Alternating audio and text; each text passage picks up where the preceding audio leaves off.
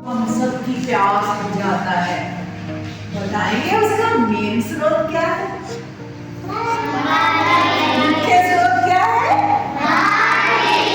वर्षा, बारिश। अरे वाह, अपने लिए क्लैप करो।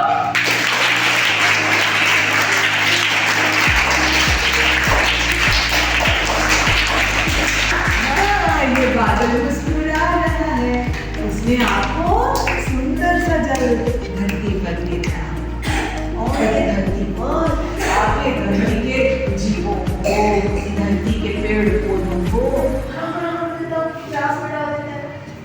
यही जल जब बड़े बड़े पर्वतों पे जाके गिरता है, वहां के ठंडे ठंडे वातावरण में ये क्या होता है? आइस का रूप ले लेता है, बिल्कुल बर्फ की तरह गिरता है। क्योंकि ये पर्वत कहाँ है? बहुत ऊंचाई में है, बहुत ऊंचे होते हैं और ऊंचाई पे क्या है? बर्फ की तरह गिरते हैं। बादल टकराते हैं इन पर्वतों से और अपनी पूरी की पूरी आइस ही जोड़ देते हैं। ये बर्फ और पर्वत क्षेत्र कहीं एक जगह तो गया, विशाल फैला हुआ पर्वत क्षेत्र है। और ये पर्वत क्षेत्र और इतनी आइस है, वर्षों वर्षों से जमी हुई है, बहुत वर्षों से जमी हुई है। लेकिन जैसे जैसे वातावरण में गर्मी बढ़ रही है, हमने बात की थी ना वायु का प्रदूषण हो रहा है। क्या बताया था कि कमरे के अंदर हमने क्या चला दिया? और उसने बाहर क्या कर दिया? वायु को गर्म कर दिया। एसी वाले डिब्बे के पंखे के आगे खड़े होकर देखो, ऐसे लगता है जैसे अंदर रसोई में से निकल रही है गर्म हवा। वो गर्म हवा बाहर निकाल के ठंडी कर देता है। उतनी ही गर्मी अब वातावरण में फैलती जा रही है। कई बड़े बड़े घरों में हर कमरे में एसी, हर कमरे में एसी, गर्मी फैला रहे हैं। और धीरे धीरे वाहनों का धुआं, ये वो सब गर्मी के स्रोत क्या कर रहे हैं? धीरे धीरे पूरे वातावरण को गर्म कर रहे हैं। तो ये गर्म होता होता ये बड़ी बड़ी पर्वतों की आइस को भी पिघला देता है। वैसे तो अपने आप थोड़ी थोड़ी पिघलती है, लेकिन जब बहुत ज्यादा मात्रा में पिघलती है आपको ये इतना बड़ा इकट्ठा होता है, पूरे शहरों के शहर, गांव के गांव अपने अंदर समेटता हुआ, बाढ़ का रूप लेता हुआ, घर मकान ऐसे गिर के ऊपर तैरते हैं, लोगों की गाड़ियां तैरने लगती हैं, सब पानी के अंदर। क्यों? क्योंकि ये बहुत अधिक मात्रा में पिघल गया। तो ये हमारी वायु का प्रदूषण जल को, ये जो पर्वतों से ऊपर से आ रही नदी, उसको ढककर रोक देता है। लेकिन ये तो वायु के कारण हुआ। ये जो जल ईश्वर ने हमें वायु, ये जो बादलों के मार्ग से हमें शुद्ध दिया था, अगर ये बाढ़ के रूप में भी ना आए, अच्छे ढंग से आता है, तो ये नदी क्या करती है? कितनी मछलियों को, कितने जल जीवों को क्या देती है? बताओ। जीवन देती है। जल ही जीवन है, तो इनका तो जीवन क्या है? जल है, क्योंकि ये तो जल में ही रहते हैं। तो इन सबको जल में घूमने का, जल के छोटे छोटे जो पौधे हैं उनमें से वनस्पतियों में से गुजरने का मौका मिलता है। और ये नदी बहती गई पर्वतों के क्षेत्रों से निकल के कहाँ जाती है? मैदानों की तरफ। मैदानों की तरफ दिल्ली, जहाँ जहाँ आपके शहर हैं, हरियाणा में पहुंच जाती है, पंजाब में पहुंच जाती है, पता है ना? तो मैदानी क्षेत्र है, वहां तो पहाड़ नहीं है, लेकिन वो मैदान तक चलती जाती है नदी। आपको पता है नदी कहाँ जाके खत्म होती है? वो भी खत्म नहीं होती, अपने आप को एक बड़े जल स्रोत में मिला देती। जैसे हम लोग सारे क्या करते हैं? अपनी अपनी ऊर्जा को किसमें मिला देते हैं? हमने हमारे गुरु के जो गुरु का मार्गदर्शन है, उनका जो ध्येय है, लक्ष्य है कि हम अपने देश को कहाँ ले जाएंगे, हम सब अपनी ऊर्जा को उसमें मिला देते हैं, तभी तो हमारा राष्ट्र इतना उन्नत होगा ना। ठीक है ना। तो ऐसे अब ये नदी निकली और आ गई, ये कहाँ आ गई, अब ये मैदान है। अरे भाई इधर भी घर, इधर दुकानें, इधर भी घर, ये फैक्ट्रियां, ये मकान, ये विद्यालय, ये स्कूल, ये हॉस्पिटल, और बीच में नदी अपना एक विशाल क्षेत्र में से निकलती जाती है।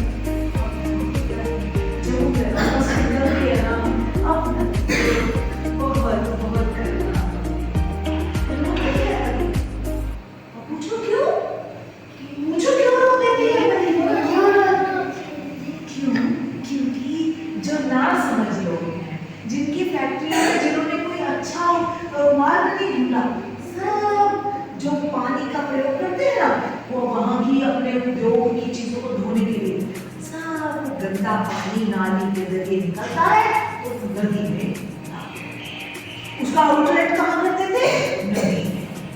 तो नदी के किनारे ये जो फैक्ट्रियां बन रही हैं, ये फैक्ट्रियां बन रखी हैं, तो इनके ये जो अंदर से जो पानी निकलता है ये यहाँ छोड़ देते हैं।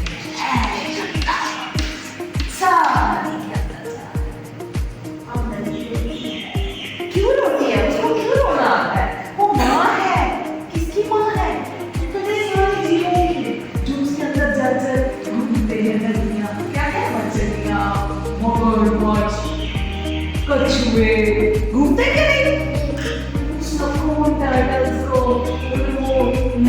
सारे जीवों को क्या पानी वो लोग पीते हैं, और कुछ देर बाद नदी की लहरें आती हैं, नदी के किनारे डेड मछलियों का ढेर, डेड मगरमच्छ का ढेर। माँ मैं ये पोषण देने आई थी और ये मेरे ही जन्म पी गए, जल क्या है उस नदी को बहुत रोना। हमने भी ये बात समझी कि भाई ये तो बहुत गलत हो रहा है, एक फैक्ट्री ही नहीं, कुछ और सोचो, और क्या क्या है जो गंदा कर देता है जल, जरा सोच के बताइए।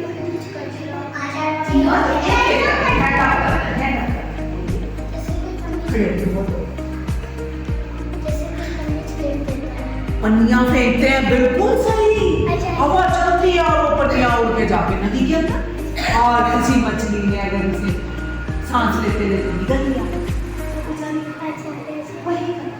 उनका तो कोई हॉस्पिटल नहीं, वो जाके अपने पेट से ऑपरेशन करा के थोड़ी निकलवाएंगी, बेचारे मर जाते। बहुत अच्छा, बिल्कुल प्लास्टिक कचरा सब लोग ही फेंक देते हैं, और वो भी उड़ उड़ कर कैसे कैसे चलते जाता है। जी नेवीज में शिप को ऐसे छोड़ देते हैं, उसके जहरीले पार्ट की वजह से। किसके?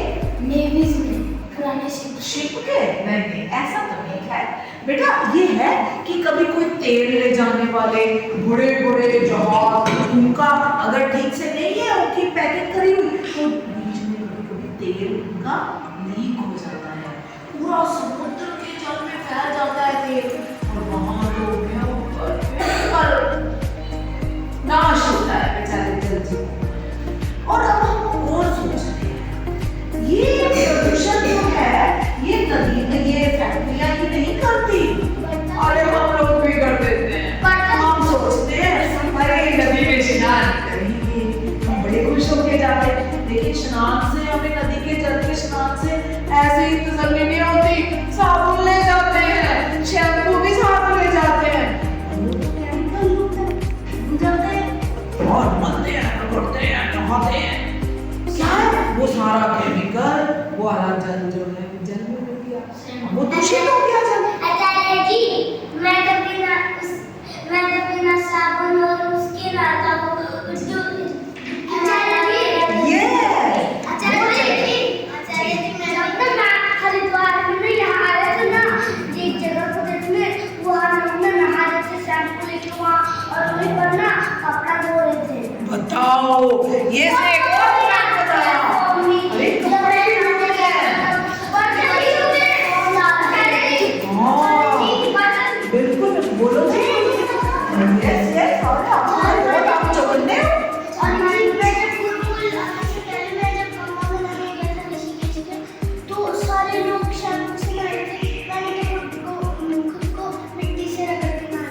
ये भी अच्छी बात। आचार्य जी मैंने वो देखा था। जी बोलो। आचार्य जी जब मैं अपने एग्जाम देने आया था तो गंगा नदी में बहुत लोग अपने जो प्लास्टिक की बॉटल या फिर कोई कैन है उनको नदी में डाली। छोड़ देते हैं ऐसे। देखो जाते हैं नदी में घूमने, वाह जी वाह, नदी का नजारा देखेंगे, 2-4 दिन के लिए होटल में घूम ले लेते हैं।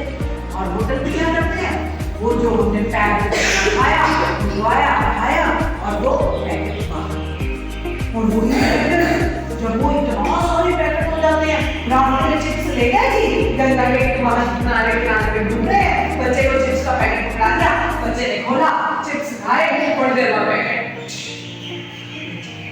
और वो उनके सारी चीजें नदी के अंदर, पानी पिया, बोतल बस से बाहर गिरा दी, अब हमें इसकी जरूरत नहीं, चलो जी बाहर। और वो बाहर से बहती कहाँ पहुंच जाती है, पानी के अंदर। तो ये पानी हमारा जल, जो हमारा जीवन, हमारा नहीं, बहुत सारे जीवों का, पेड़ पौधों का, जितनी वनस्पति है, जितना जीवित प्राणी है, उन सबका जीवन कौन है, जल है।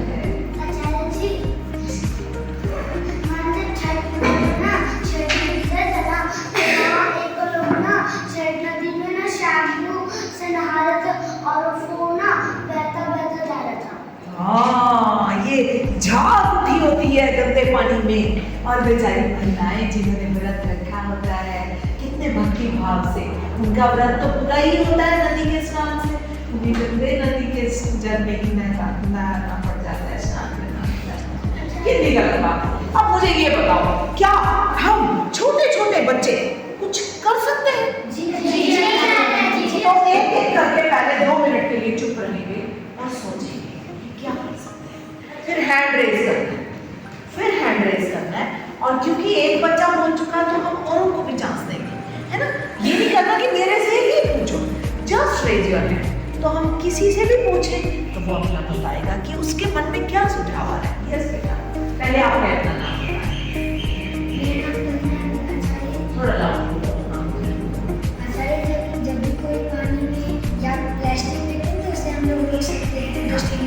हाँ, उसको मना कर दे कि देखो आपने गलत किया, ताऊ जी उठा लो इसे, कोई माता जी फेंक रही है अपने, रोक दो, बच्चा फेंक रहा है उसे रोक दो, नहीं गंदा मत करो पानी को, उठा लो इसे। और बताइए आपके मन में क्या आ रहा है?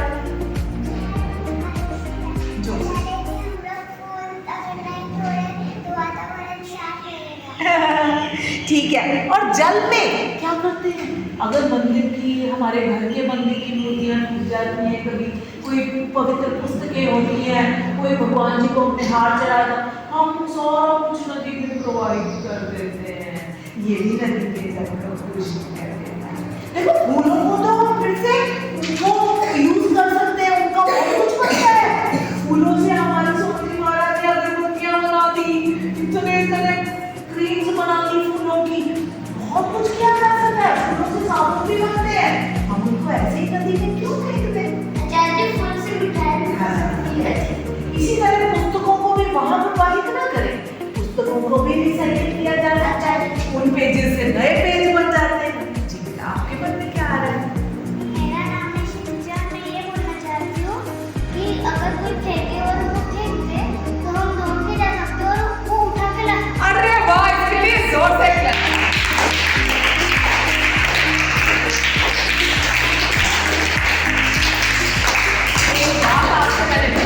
अगर कोई माँ बैठी हो पास और अचानक उसका बच्चा खेलता कहीं खतरे वाली जगह पर पहुंचता है, जैसे मान लो नदी के किनारे ही है, तो माँ क्या करती है? क्या आपने वो सामान को समेटती है या भाग के जाके बच्चे को पकड़ती है? क्यों? क्योंकि माँ को अपने बच्चे का जीवन बहुत प्रिय है ना। इसी तरह अगर हमें पता है कि ये जल हमारा जीवन है, अरे ये दूषित हो रहा है, तो हमें भी क्या करना है? भाग के जाके बड़ी तीव्रता से और लोगों को भी सिखाना है और ये प्रदूषण को रोकना है। तो और उपाय बताइए। कहीं भी कोई जगह पे, जैसे कि कोई कहीं गया और वहाँ कोई चीज जगह बनी है, वहाँ पर कोई लेस कुरकुरे ले गए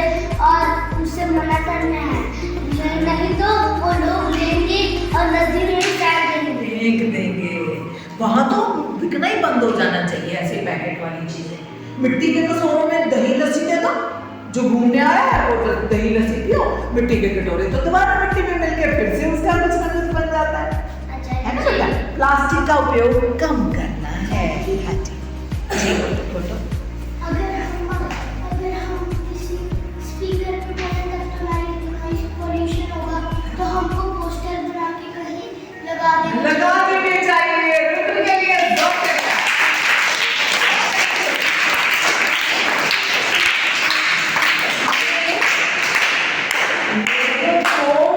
लोगों को जागरूक करना है कि देखो जल्दी ये बूंद भी बहुत ही ये हमारा नल चल रहा है, नल चल रहा है और इसमें से हमने किसी ने पानी दिया और हम अच्छे से बंद नहीं करके हमें खेल का टाइम हो गया जी, तो जो लापरवाही से बंद किया बूंद गिर रही है, बूंद गिर रही है। और थोड़ी देर बाद अगर आप देखें ना उसके नीचे एक मग रख दें तो कुछ देर बाद वो मग पानी से भरा रहेगा। अगर कभी गलती से भी हमारी कोई ऐसा हो गया है काम या मान लो वो लीक ही कर रही है तो क्या करना चाहिए? एक बड़ा सा बर्तन रखो, वो सारा पानी उसमें हमें मिल गया ना, तो उस पानी के बाद में ले जाके कहीं पौधों में डाल दें और इतने में हम किसी को शिकायत कर दें कि भाई इस नल को ठीक करना है, इसको ठीक करवा दीजिए क्योंकि इसका पानी सारा बेकार जा रहा है। समझ आ रही बात? जी। तो हम अलर्ट होंगे तभी ना हम दूसरों को भी बताएंगे, ऐसे पानी की एक बूंद बचाएंगे। तो चलो अब थोड़ा एंजॉय भी करते हैं। क्या करना है? देखिए क्या ये लाइन उठकर यहाँ आएगी, पूछिए खड़े होइए, क्लोज क्लोज, ये लाइन इनके पीछे जाएगी, क्लोज क्लोज, तीसरी लाइन इधर पीछे पीछे, अभी चौथी नहीं उठेगी, चौथी प्रतीक्षा नहीं उठेगी, चलो चलो चलो उनके पीछे ब्लैक पोर्शन पे खड़े होते जाइए, ब्लैक लाइन पे चलिए। अब चौथी लाइन आइए, उनके पीछे पीछे इधर आइए, मुड़ जाओ, यस पांचवी लाइन पे आइए, उनके पीछे आइए। अब छठी सातवीं अपने आप आइए लाइन में, शाबाश। तो अब हमने जो